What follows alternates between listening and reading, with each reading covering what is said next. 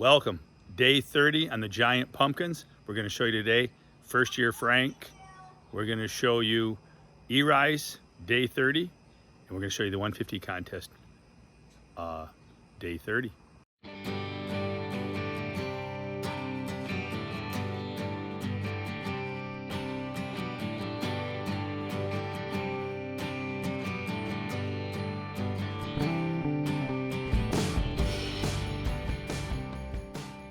It's going to be 92 degrees today. It's only right now like 9 a.m. Trying to beat the heat. So I'm out watering before that sun comes across and hits the plant. What I do is I like to overhead water, even though you shouldn't constantly overhead water. If your plants and leaves are wet every day, all the time, it's going to promote disease. But I do like to water overhead to funnel the water down the leaf to the taproot to ignite root growth. I've added my copper. I've added my Epsom salts. I added a little bit of calcium this time. It's got just a 1% nitrogen, a little bit of calcium, not much. And let's see, what else did I throw in there? A little bit of Mark's Specialty for the first time in a while for the amino acids. I had a little bit left over. Kelp, anything kelp, amino acids. Don't ask me for any Mark's Specialty. I'm totally out of it. All right, so there you go. Overhead watering to ignite root growth. The water goes down the leaf, down the stalk, down to the root node, getting water to all those rooted in. I think you need to do this at least once a week. At least once a week you should overhead water. I don't think you should be all strictly drip tape. I did that one year, and I think that I learned overhead watering once a week will give you better root system. All right. All right, Eri, we're back. It's day 30. This is the Baron. Look at Eri's got all of his ducks in a row. He's doing great. All right, yeah, circumference. Go around the middle. You pumpkin hugger. Somebody's got to do it. Am I going to have to help you? Is it bigger than you can get your arms around? Here, let me see if I can help you. Here, give me the tape. Okay, go around this way. Drop it down. Drop it down there. Okay, right here. I'm in the middle. I got her in the middle. Go right above the stem. There you go. I hold it. Now you bring her around the other way. Straight around the middle. Right down the middle, Edith, like I used to tell Edith at the bowling alley. Down the middle, Edith. Throw it down the middle. All right, bring her right around. What do we got? Keep her coming. Keep her coming. Stretch that thumb. Stretch that thumb. Okay, I'm getting it. Are you good and level on the other side? Yeah, I think you got. You don't want no fooler, no fool gold. I'm getting 113. 113, man. That's your circumference. All right, see if you can get the side to side and end to end. All right, that's good. That baby's growing. She's trucking. 113. I'll write that number down.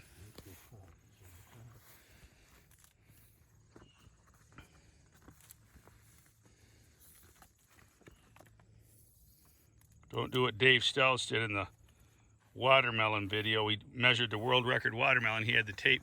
We wrapped it all the way around there, and he was backwards. All right. We had to pull the tape totally out again. All the way to the ground. We did it last week, man. Yeah. Am I going to have to check you into one of those old folks' homes? Put it down there. All right. Let's see. On this side. All right. You're 71. 70. Yeah, 71. But you're the right way on the tape? No. Oh, backwards. You got it backwards, Dave Stelz. Get the one. Start with the one. All right, come on, Beavis. Get down there. Pumpkin, pumpkin. He said pumpkin. Fire, fire. Okay. Straight down. All right, you straight down to the ground? Yeah. You ain't digging a hole to China. Right there. All right. Now let's see that. Oh, my God. It's pretty close anyways. 73 inches. All right. 73 inches. And we got to go around this way. Then, yeah, sideways. 73. Yep. Grab that over there. Damn. But I measure these things by myself. I guess I teach you how to hold the camera and I'll measure them. All right, right on down to the ground. Don't let go, let go. You gotta let up. You gotta let me have some tape. There you. Okay, right there. There you go. What do you got?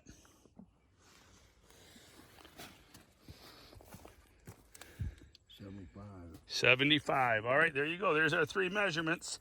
This is on day 29. This is the 2145 McMullen. Don't give up on it yet. She's getting big. She might keep on trucking, but we don't measure her till tomorrow. Now we'll head to Frank's. We'll talk OTTs later. Just left E-Rise. And you know what? I just gifted Frank with one of the new 288 tapes. Thank you, Frank, for letting us tape here this year. Hey, thanks for the tape. There's a little thank you gift. Now you can find these folks at Lobby Hobby. They're 144-inch tapes, but they say on the package 288 inches. You just have to buy 2 of them and tape them together. Yep. They're $3.99 a piece. 30. Day 30. What do we got? Oh yeah. That's the 2043 Clements, right? At bottom, yeah. That's my White baby. bottom, yeah. Tear running down my cheek. All right, so we're gonna do a circumference level. It's parallel to the ground. The largest circumference parallel to the ground. Frank, don't point that thing at us. It might be loaded. All right, no, go ahead. Here we go. Come on around. If you need help, I give you extra hand. Go deeper? Or No, you're good. You're good right there. Bring it around there. That'll give us a pretty good estimate for now. What do we got? 97. 97. I bet you me and you's tied this week. I think mine's going to be about that. It doesn't look good. I feel like that. 97. Here, E-Ry, can you write? No. You can't write? Okay. Here, write 97. That's a 9 and a 7. 97. Did they have schools when you was a kid? No. Did they? I quit because my dad and mom worked for the school. Did they? Oh yeah. Did they ride on dinosaurs and stuff? On the way to school, like on the back of a dinosaur? Or did you fly there on a pterodactyl? T-Rex. T-Rex. Hey, that was a pretty good band. All right. All right, what do we got there? 60... 66 right at the 66. All right, 66 is your end to end. Don't matter, just 66. It should probably be about the same the other way. Yeah. And then coming this way, it is, no, it's a little bigger. 60, I think I'm 63. Oh, is it 60, 62? You down to the ground? Yeah, 62, 63. Yeah, 62. 62. All right, that's just total. That we were hunt on. So that total is what? That's 125, 125, and 225, 222. You're at about OT of about 222. Like how I did that? I'm kind of like the Rain Man. Definitely excellent pumpkin grower. I'm definitely. Okay, now we're off to Bubbas. We're going to go check the 150 contest. All right, I'm an excellent driver. I'm driving, E-Ry. Hey, one thing we noticed while we were at Frank's here, before we take off, we got some powdery mildew way back in there. He's got some powdery mildew started. So it's time. It's the end of July. Really, I hate to suggest it, but Eagle 20 is a harsh chemical, but it's really the only way to really stifle this stuff for sure. So we'll see if Frank can get some Eagle 20. Yeah, they won't even ship it anymore, Amazon. No? Yeah, to Michigan. All right, good. Well, I got some. I'm gonna gift you with some of that. Thank also. you very much. I come to save the day.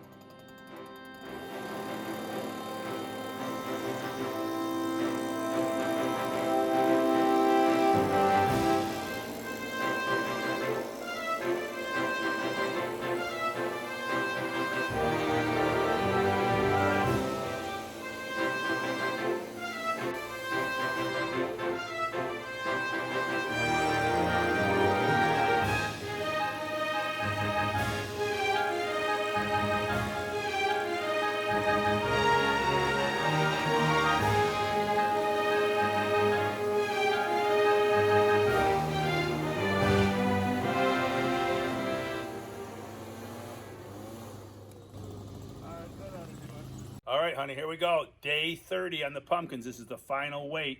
We're doing Bubba's 150 contest. Here we go. The circumference, Eri's gonna write down the measurements. Good buddy Eri came over. Anyways, I have for circumference 96 inches. 96. 96. So I'm 1 inch smaller than Frank's. Don't tell Frank. You'll find out on the video if he watches. All right, we'll go side to side next. Side to side. Let's see, ground to ground. Don't hug your pumpkin. The neighbors will talk. Here we go. 64 and a half. 64. Okay, and then we're gonna go stem.